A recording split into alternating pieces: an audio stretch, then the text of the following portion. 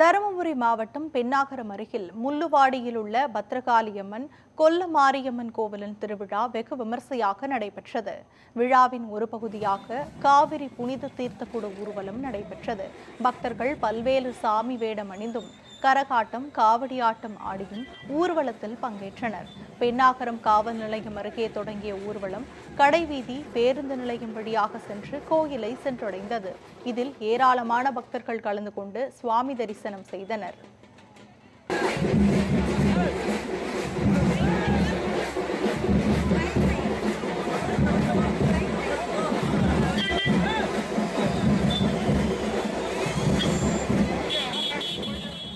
நாகை மாவட்டம் நீலாயதாட்சியம்மன் கோவிலில் ஆடிப்பூரம் கழித்தல் விழா வெகு விமர்சையாக நடைபெற்றது. மலை ஈஸ்வரன் கோயிலில் இருந்து ஏராளமான பக்தர்கள் மேலதாளம் முழங்க கண்ணாடி, வளையல், மஞ்சள், குங்குமம், பழங்கள் உள்ளிட்ட சீர்வரிசை தட்டுகளுடன் ஊர்வலமாக சென்றனர். தொடர்ந்து அம்மனுக்கு சிறப்பு தீபாராதனை நடைபெற்றது. இதில் சுற்றுவட்டார பகுதிகளைச் சேர்ந்த ஏராளமான பக்தர்கள் கலந்து கொண்டு சுவாமி தரிசனம் செய்தனர்.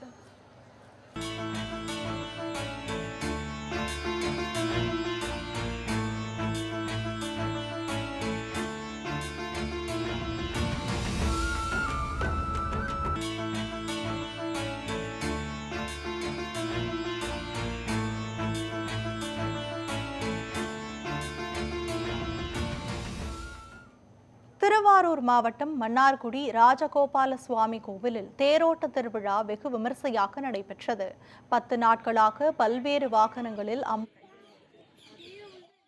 தேரோட்டம் சிறப்பாக நடைபெற்றது. சர்வ அலங்காரத்தில் செங்கமல தாயார் தேரில் எழுந்தருளி பக்தர்களுக்கு அருள் பாலித்தார். இதில் சுற்றுவட்டார பகுதிகளைச் சேர்ந்த ஏராளமான பக்தர்கள் கலந்து கொண்டு தேரை வடம் பிடித்து இழுத்தனர்.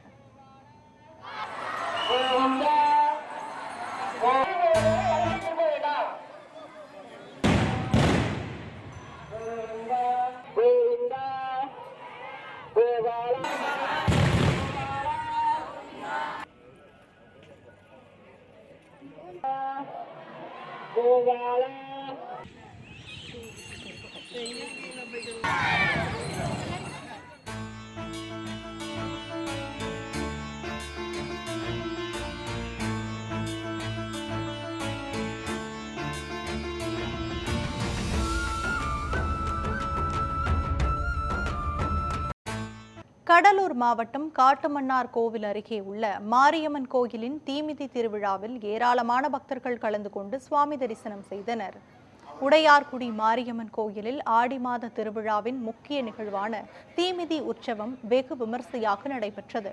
காப்பு கட்டி விரதமிருந்த பக்தர்கள் அக்னி குண்டத்தில் இறங்கி தீ மிதித்து நேர்த்திக்கடன் செலுத்தினர். இதில் சுற்றுவட்டார பகுதிகளைச் சேர்ந்த ஏராளமான பக்தர்கள் கலந்து கொண்டு சுவாமி தரிசனம் செய்தனர்.